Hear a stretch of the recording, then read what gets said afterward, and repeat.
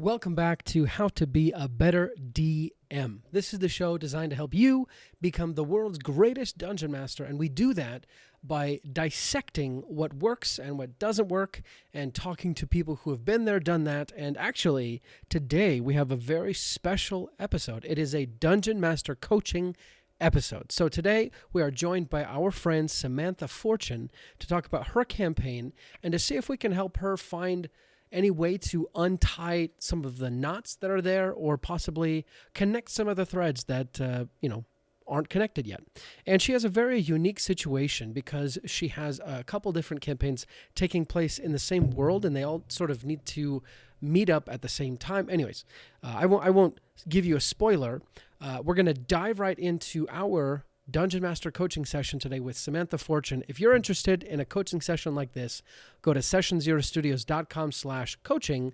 But let's talk with Samantha. Yeah, well, let's dive into to the coaching. So, obviously, you and I have had some back and forth a little bit, but to help me understand a little bit more about you, just give me a brief intro into who you are, how you got into D&D, and third question would be, if 6 months down the road you've reached kind of all the goals that you've wanted to, or have become the dungeon master that you envision in your mind, what does that look like? So those three questions. Okay.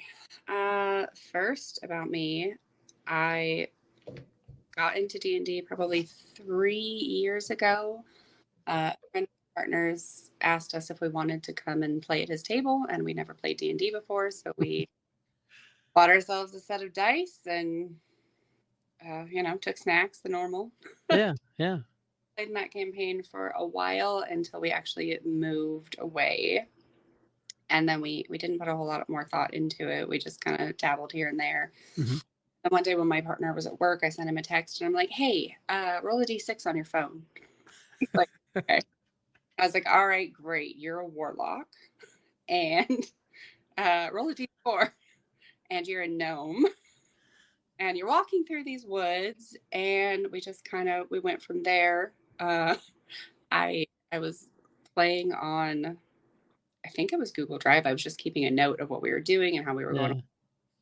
Some friends of mine heard about it and they thought it sounded cool. So then I actually had to figure out how to be a DM. And I was looking to I was searching podcasts on how to DM, how to do this, how to do that. Found your podcast. Started from the beginning and listened to all of the episodes. By the way. Thank you. Yeah, absolutely. And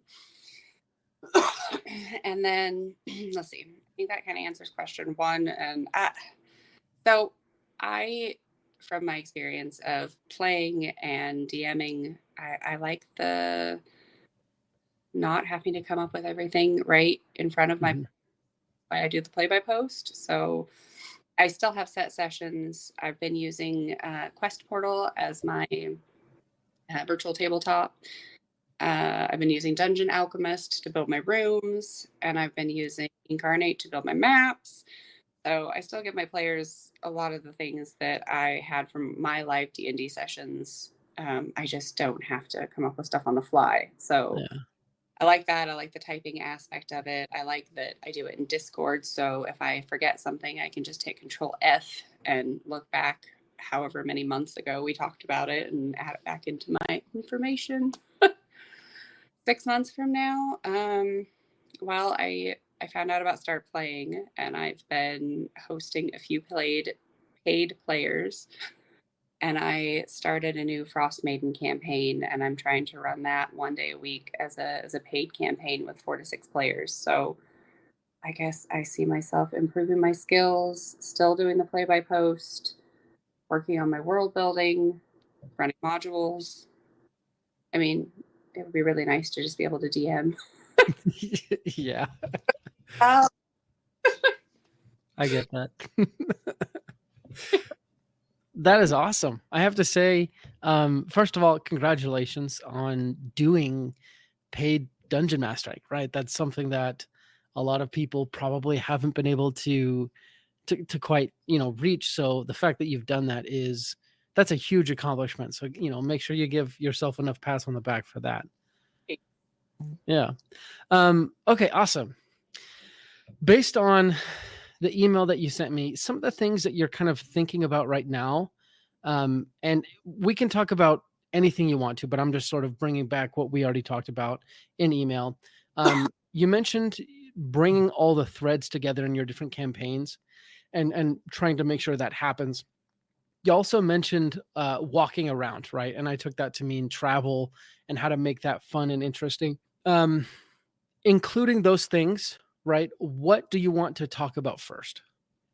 So for the world building, I decided campaign that it was going to be homebrew. So I mean, it's in Faerun, and it's built around Everland and the High Forest and this place that I thought was actually in Faerun, which is the Whispering Woods, which isn't. It's a homebrew. I had to redo a lot of my mapping because I said for like the first probably month of the campaign that we were in the High Forest, and we weren't. We were in the Silvery Moon Woods, and a lot of my directions had to change. So I guess that's what I mean is with my homebrew world, just I want the campaign to be 3 arcs. So we're almost to the end of the first arc, which is going to the campaign's called Hunt for the Stag. So the end of the first arc is going to be them protecting the stag or attacking it, depending on where their loyalties lie, but Sure.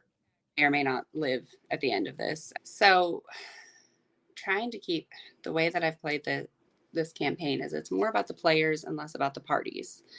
And so some of my players are just single player. They're going about doing their thing. So my timeline is the 22nd of Myrtle, 25th of Myrtle, 24th of Myrtle. So figuring out how to keep together all the things like what was the weather on that day. And then my player's coming up on the 23rd, but another player's already been there. And so we already have weather and other things established. And then also the things like those players don't really ever meet in town. So I have to figure out ways to, it almost feels like when you have a doppelganger or a clone that it can't see you. I have gone away from that a little bit. And now I only have 2 single players and then I have 2 large parties. Well, large, they're 4-person parties. But so that's keeping the timeline a little bit straighter. But I'm saying a lot of buts. Keeping all the threads together for the dates, what's already happened, what's going to happen, and then also moving the player arcs along as well as the main arc. So yes, threads. Okay, that is really fascinating because it almost sounds like 2 single player stories, I guess, and then 2 like parties that are each 4-person. Is that what I understood? Mm-hmm. Okay, so you got 10 people playing, and it almost sounds like that's essentially like 4 different campaigns in and of itself, right? Dang, that is really interesting. I think the first thing that I would maybe consider doing, well, actually, let me first ask this: what is your main method for session prep right now? Meaning, like, what tools do you use? Do you use pen and paper, Google Sheets? Like, what do you use?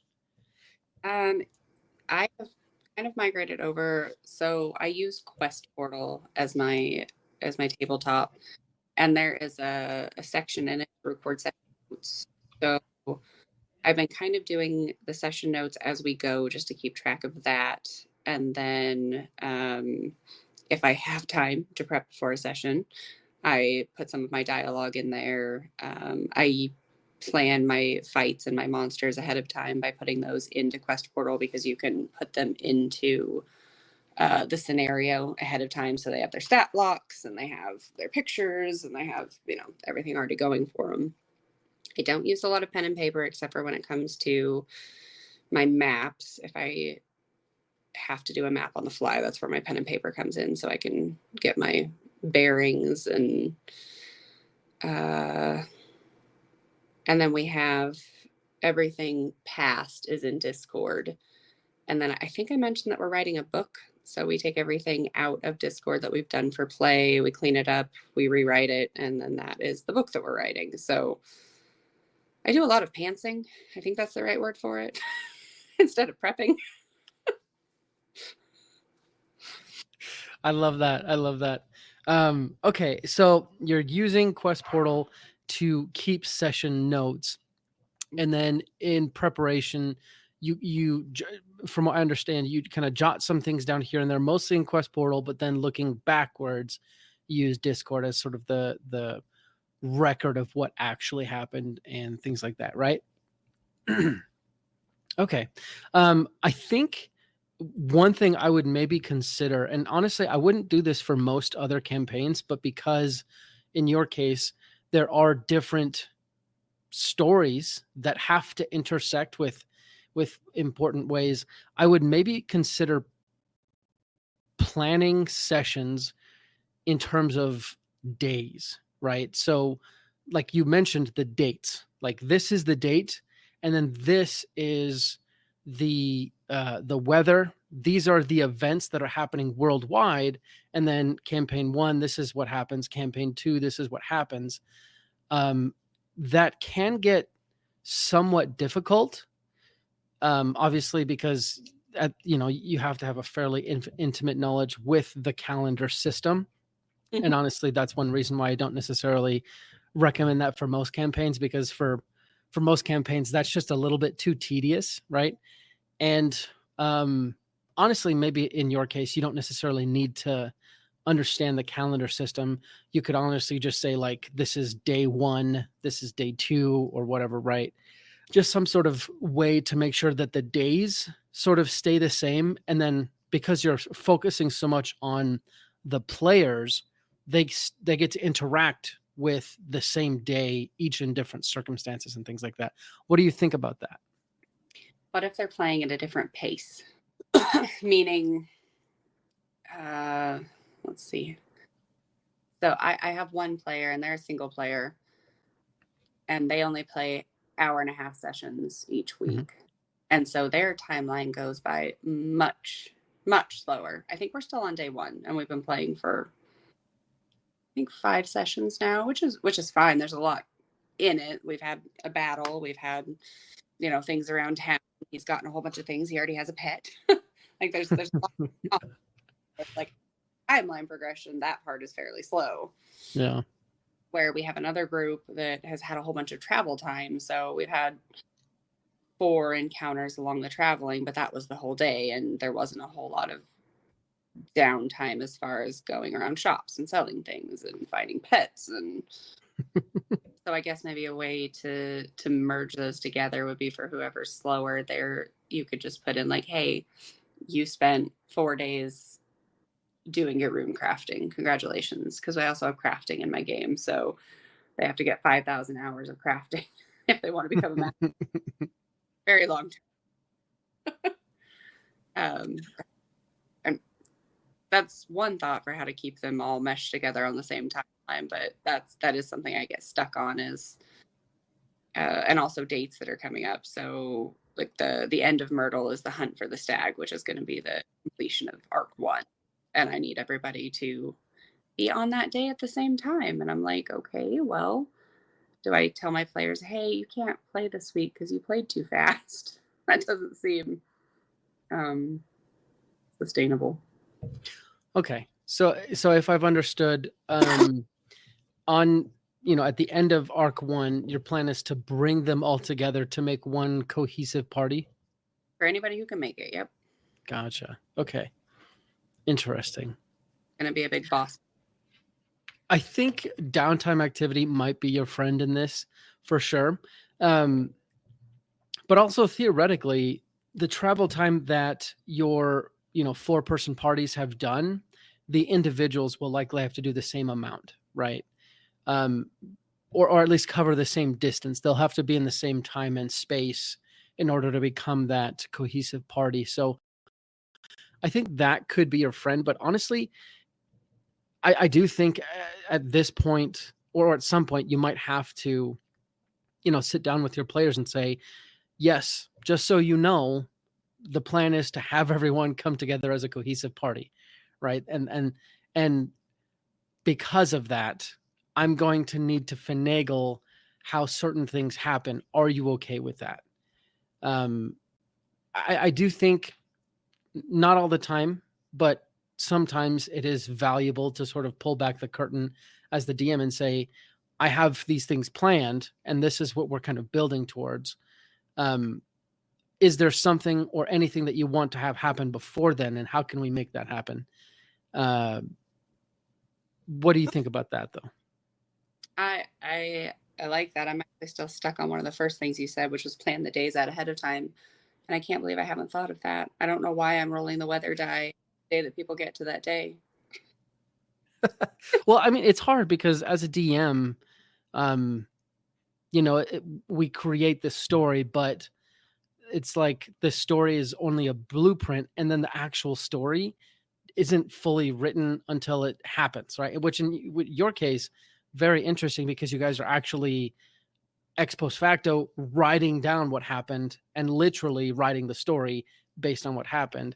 And I think that's a really very interesting thing. One thing you can also sort of think about to use with who's ever ahead and who's ever behind, they don't necessarily need to like interact fully with everything that the other party has done or everything the other party will do, but who's ever farthest ahead, they are making history for the people who are behind, right? Like the people who are behind are going to kind of go through what they've done and sort of see some of the consequences. Um, but in your case, I absolutely think a timeline, like creating that, would be very helpful. And establishing like this is day one, or this event happened day one, this event happened day two, so that way whoever is behind, you can look at what day they're on and say, oh, there's a chance they might run into this particular monster. Maybe they'll come after the monster came or come before and see nothing. And then when they all come together, they'll be like, wait, you did this? I didn't even see that. And then they'll kind of have those stories to, they'll like talk about their own journeys getting there, which I think is actually very cool because most parties don't have that ability to actually, you know, not really RP it because it's almost real. You know what I mean? No, that makes sense. One of my characters actually just he's one of the solo players, but he just got to use a road that one of the other characters had refurbished off of the Evermore Way and into Orgotha. And it wasn't there before. Well, it was, but it was unusable. And so he got to cut down his travel time by probably 4 days by just taking this route that the town told him about how happy they were to have it all carved out. And how did you like the road? And he's like, well, I got ambushed on it. And they're like, oh no, let's put out some patrols. So that was a fun history that he got to walk through. Yeah. I think stuff like that is honestly, at least in this first arc where they're somewhat separate, leaning into that is a great idea because your campaign is so different than a lot of other campaigns that they've likely played in. And if you can highlight that difference and use it to make the experience more interesting, I think that would set you apart as a DM where they're going to be like, wow, yeah, we each had these individual stories that our characters actually got to talk about. And my character, they used this thing from this other character. And then my character got to hear about this other person, saving Boblin because I left him in a tar pit or something like that. You kind of get the idea. One other thought I had was as the DM, it's totally fine to understand your players and realize, yes, this party, they're going to move much faster. So I should put much more kind of slowing experiences in there, right? In their travel time, it's okay for me to put these interesting side quests that don't really lead to the main plot, but are still interesting and fun because I know this solo player, they're going to need all the time they can get to this day. And their travel time is going to be like, yeah, you left and then you arrive, right? And understanding exactly understanding your players and catering to each of their different levels. I mean, that's being a dungeon master. Like that's perfect, So I don't think there's anything wrong with even though it's the same road, this party goes much technically slower because you keep throwing stuff at them, but obviously you're trying to make it fun, and then this other player isn't, having those same experiences technically. And then we get to my question about the Langris travel through the woods because that's my campaign was in the woods. so much wood. Yeah. See, I actually relate to that a little bit. It's funny you say that. So I'm a player in my friend's campaign, and we've honestly been in the woods like the whole campaign. And it's been fun, but it's also at certain points you start to wonder, like, why are we even here? Like, what's the point? So I totally get what you're saying. So tell me a little bit about what you've done with them through the woods, so I can get a better understanding of the travel, the exploration, and kind of the movement that way. Well, we haven't really went very far down into the high forest because once I Okay. realized in the high forest to start, we were in. What I did was I took Silvery Moon Woods, which is the place that's up near, between Silvery Moon and Everland, and I made it two forests, Whispering Woods and the Silvery Moon Woods. So there has been, let's see, one of my characters went on a mining expedition in there. Um, Part of the campaign plot is that there's a rivalry going on between Bane and Maliki. Maliki has irritated Bane, and he is trying to ruin her position in the High Forest by killing her avatar, which is the Silver Stag. You obviously have good taste. I mean, you listen to How to Be a Better DM, after all. We thank you so much for your support. And if you've ever gotten anything useful from How to Be a Better DM, take a minute and rate us and review us on your podcast listening app of choice. It goes a very long way to helping our show help many more dungeon masters out there who are just like you. If you love our content, help others become better dungeon masters too.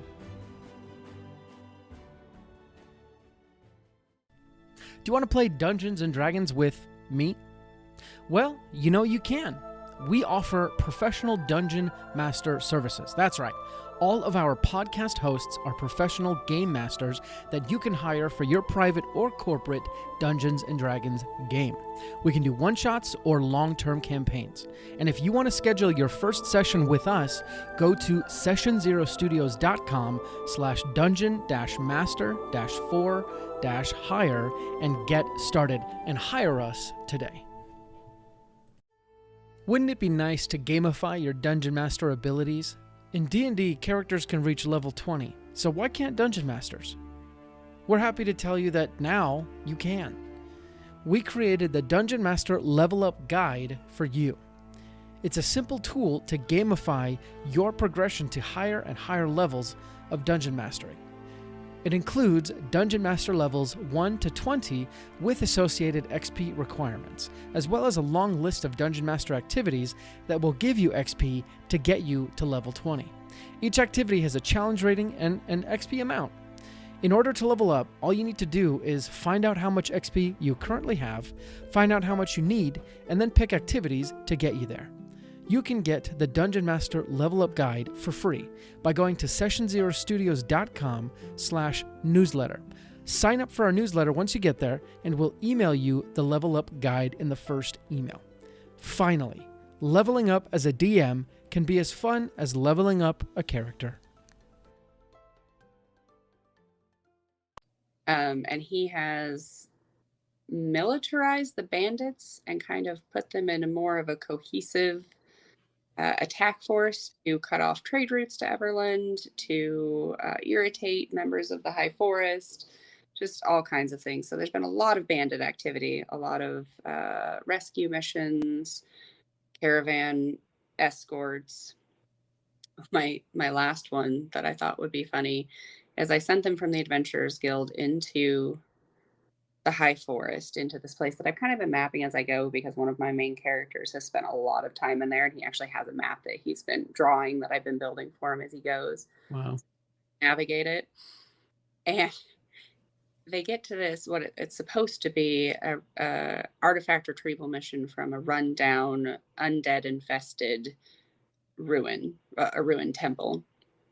But the closer they get and the better their insight rolls get, each one of them, there's 3 of them, and slowly they each see through the facade, and that it's actually a bunch of trickster, elven, fey creatures that have this beautiful, beautiful tree temple that they're using all the tricks they've got to make it look like an undead ruin.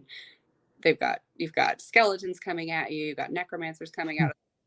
It's just, and one of the characters is hiding behind a makeshift barrier, just cowering because they can't see what everybody else can see. And then they end up going to the Lothfail place, and they do get the artifact, but instead of fighting anybody for it, they end up having to make a blood pact with the Fae there, and they each owe her a future favor to get this artifact that the guild hall wanted brought back. And one of my characters is she made a wish to a djinn to not be a princess anymore. So the djinn swapped her, and she's now the princess for the next 10 years, and this player has to be the djinn. She has to grant any person who asks her one wish, but every time she grants a wish, it adds a year to her servitude, which is also her warlock pact. And this Lothvale person knew about, she could tell that she had djinn powers.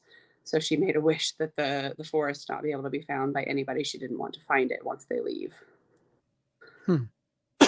So that was a fun time. I gotta say, the story sounds amazing, right? It sounds, for one, very, very well researched. So, like, great job with that. And two, I think you have some elements there to. Well, I guess let me back up. There's nothing wrong with sending the party on seemingly urgent side quests amid travel to sort of slow their pace and make sure everyone gets there at the same time. And those side quests could even be, mystical in nature, right?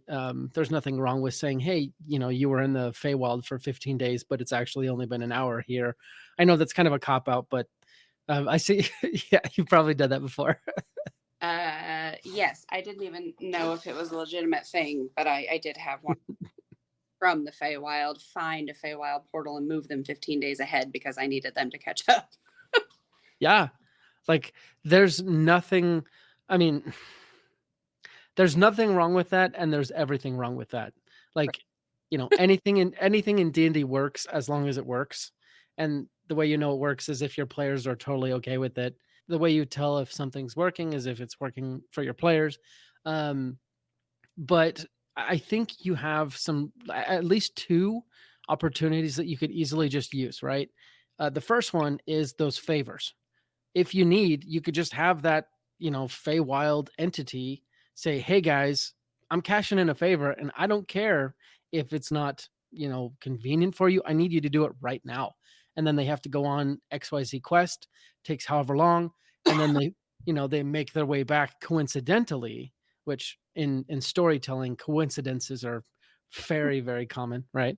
I think that one is probably your easiest one to just tap into. You can literally make it whatever you want, right? Because those favors don't necessarily need to be tied to anything that she wants, or she could just be like, yeah, I want this, so go ahead.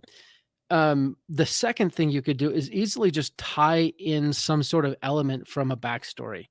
And because of what's going on between Bane and Mieliki, you could somehow incorporate elements from that to affect someone's backstory and say, hey, you thought this was over there, but because of this kind of turf war, things have shifted, and now whoever or whatever, it just so happens they're right here, and you should probably go follow this thread, and same thing. You kind of have them go off for a number of days, still kind of traveling in the same general vicinity, but spending some time here or fighting some baddies over here. And then they make their way to the meetup point when everyone's there. Those were some of my thoughts, but what do you think? I like both of them. I actually haven't cashed in any of the favors yet, and they owe favors to two different people now, or at least a whole bunch of people do. I have a little goblin in town that nobody can usually afford anything she wants, but she's like, hey, I'll give it to you for a favor. They get these fun trinkets, and eventually they have to cash them into this crazy, crazy goblin. I Um, love that.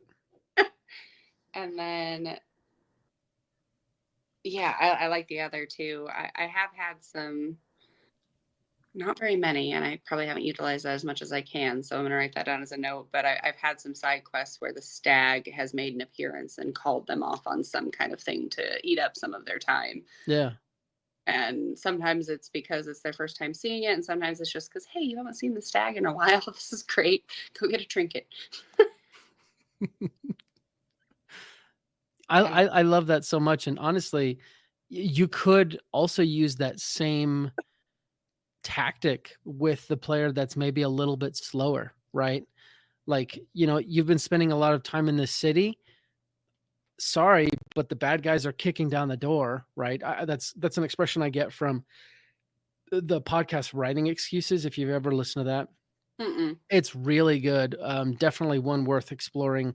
It's by the author Brandon Sanderson and a couple of his author friends.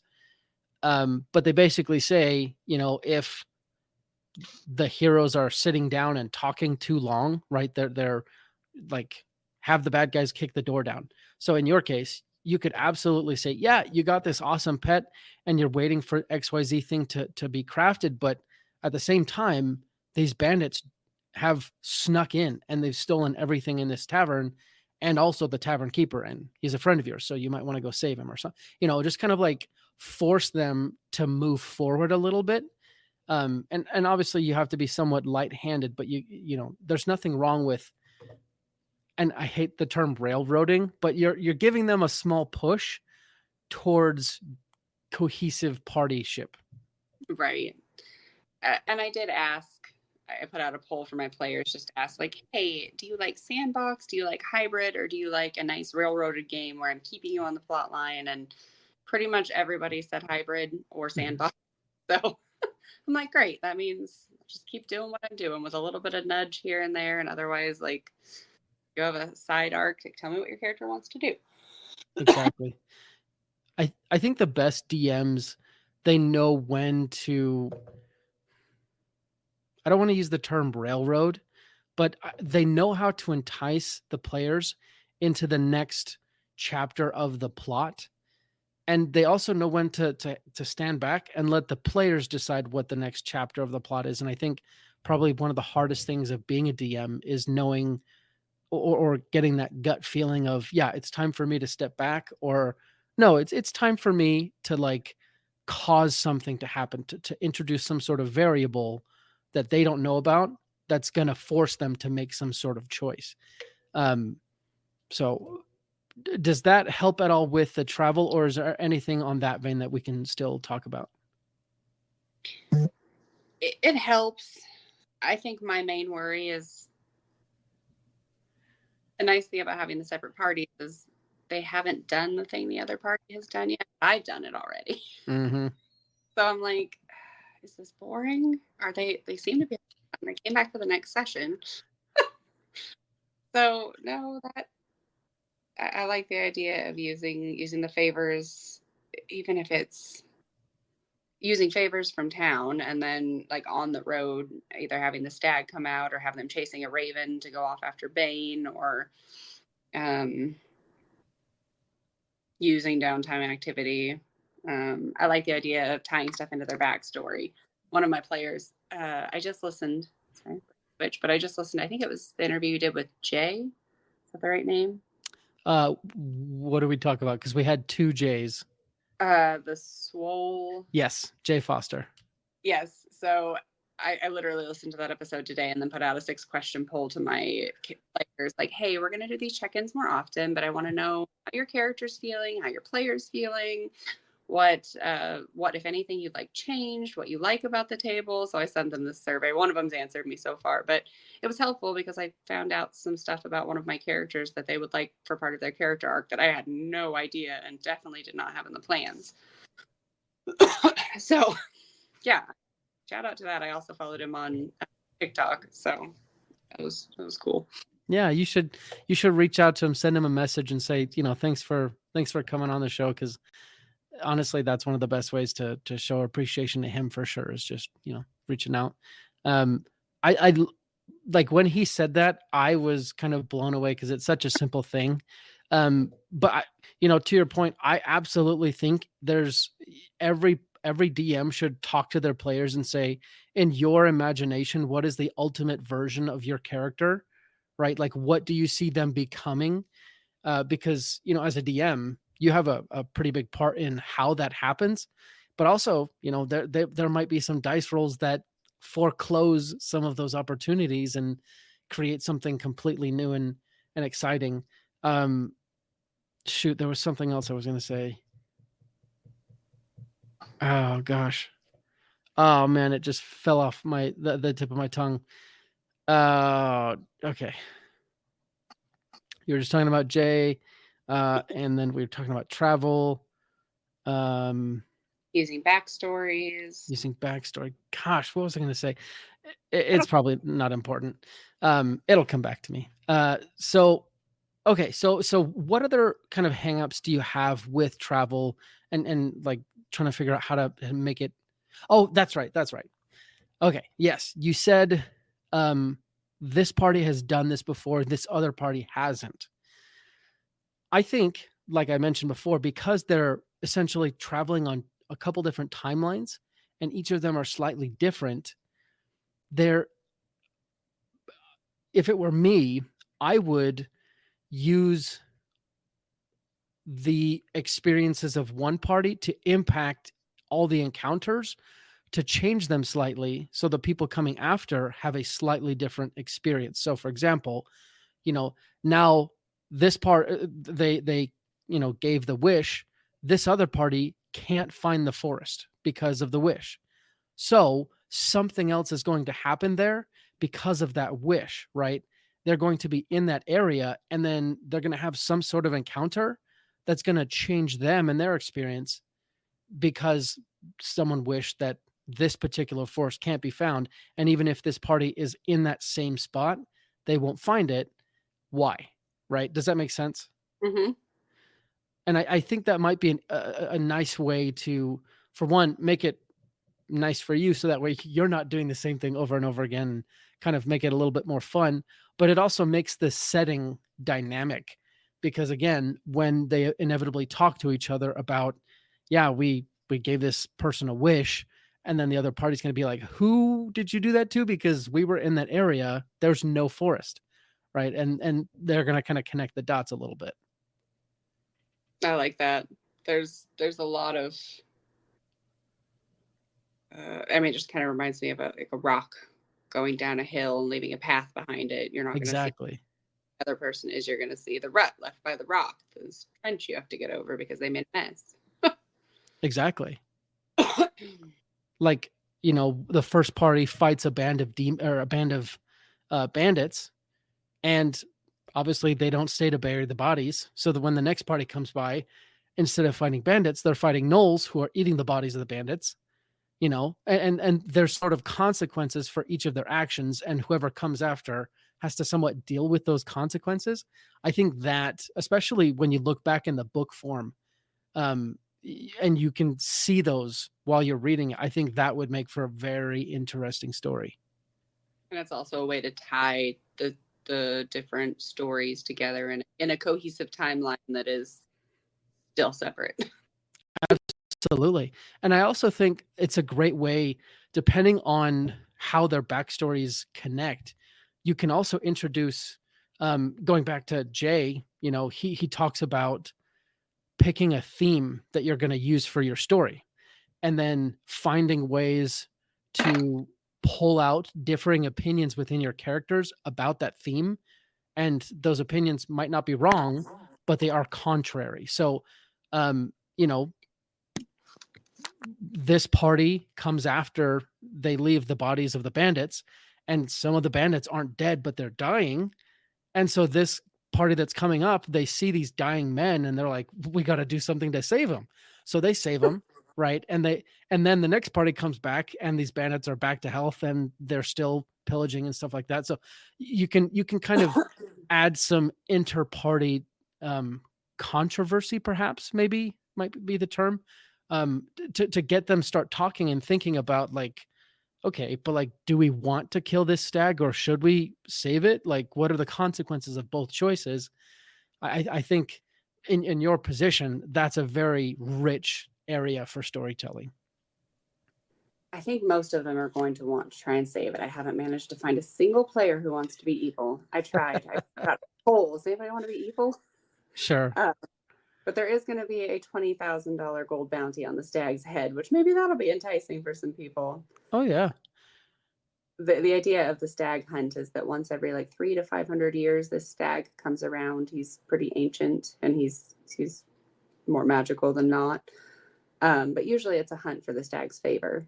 But because of what's going on between Bane and Maliki, somebody's going to put a price on the stag's head, hoping he can get enough people to kill it once and for all. Yeah. I think that's a very compelling story.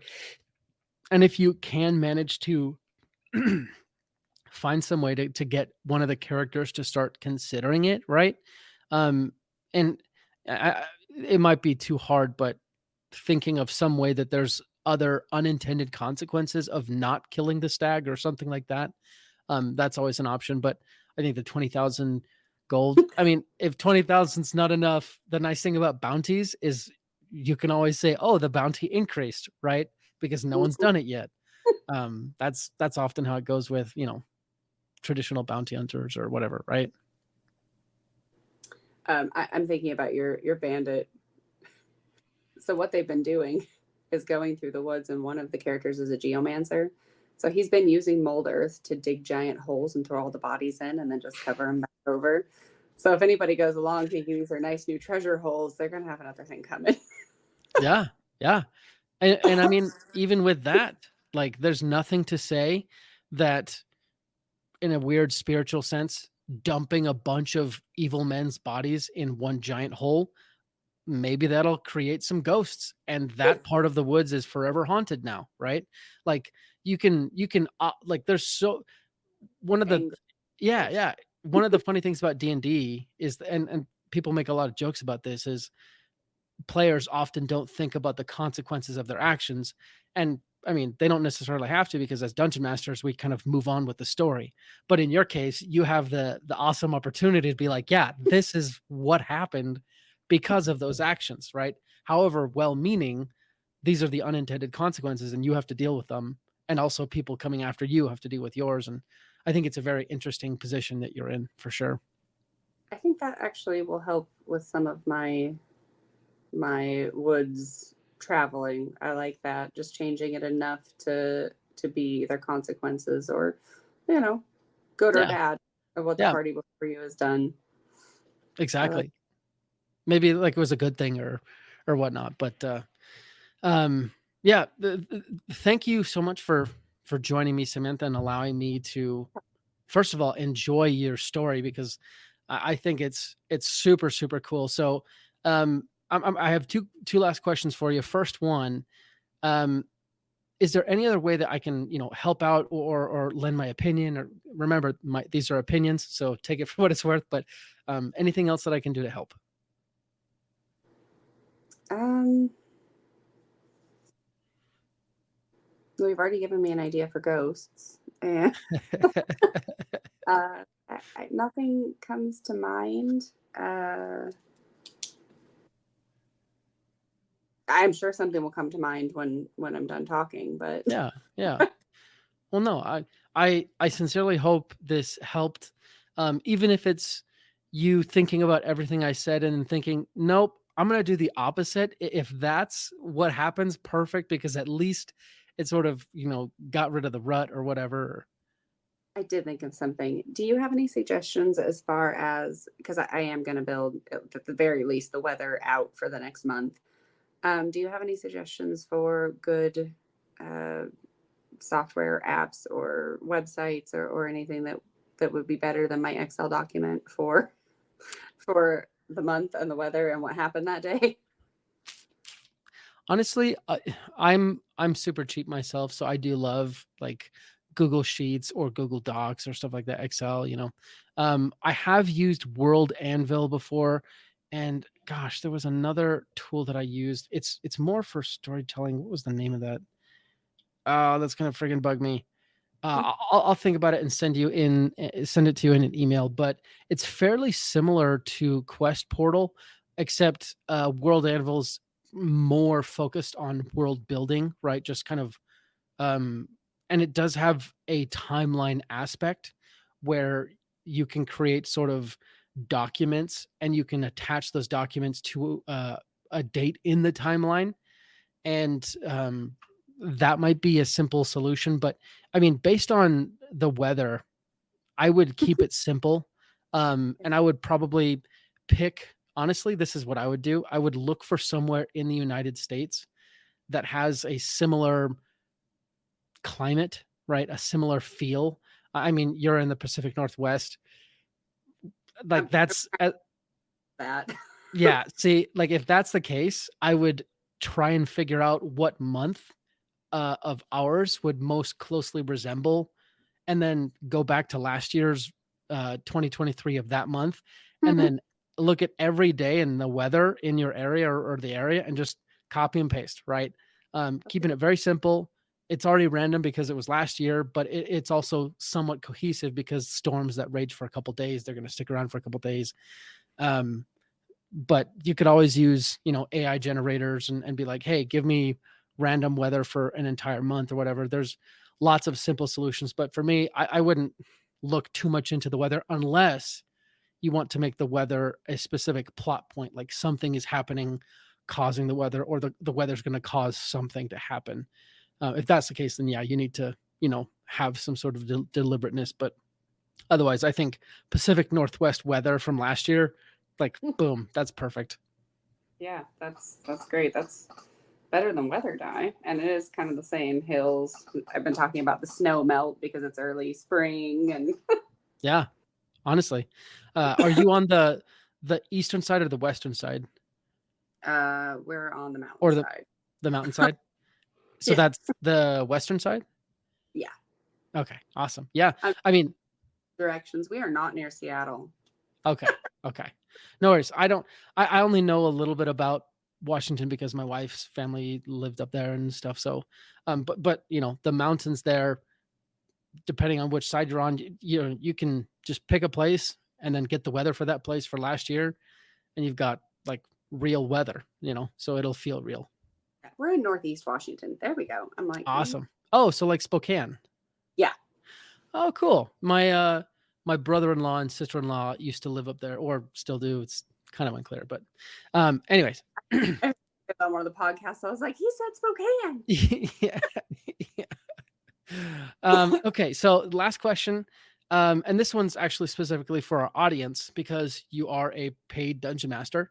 How can people reach out to you and possibly hire you as a dungeon master? I have a link tree, and it is on TikTok. I can also share it with you if that's something that you put in the session notes. Perfect. That tree goes to my TikTok, my sessions that I actually have available as a dungeon master on Start Playing, and it also goes to Substack, which is currently where we have book 1 for free for everyone to read. And we're releasing 2 chapters of book 2 every week. And for our paid subscribers, we're releasing backstories for our main characters. I just released a progression of my Everland map that started on an Excel spreadsheet and then turned into an Incarnate map. Perfect. Then I got all my towns and stuff in case anybody wanted Everland in their campaign. So that is Awesome. where you find me. Well, I will put all those in the notes of this episode. But thanks, Samantha, for chatting with me. And like I said, I really hope that something we talked about has sparked the next chapter, or at least opened up some doors and all that. So thanks so much. Yeah, it definitely has. Thank you. This was fun. Thank you again, Samantha, for joining us on a coaching episode of How to Be a Better DM. And thank you, listener, for staying tuned. I certainly hope you enjoyed today's episode, and I hope it sparked some creativity within you and helped you get past some roadblocks. And again, if you're interested in a coaching style episode that you want to be on, go to sessionzerostudios.com/coaching. And the first one, if you let us record it, is free. We'll be back next week for another handcrafted episode just for you. Thanks for tuning in. Until the next time, let's go ahead and roll initiative. Brought to you by Session Zero Studios. For more information, visit sessionzerostudios.com.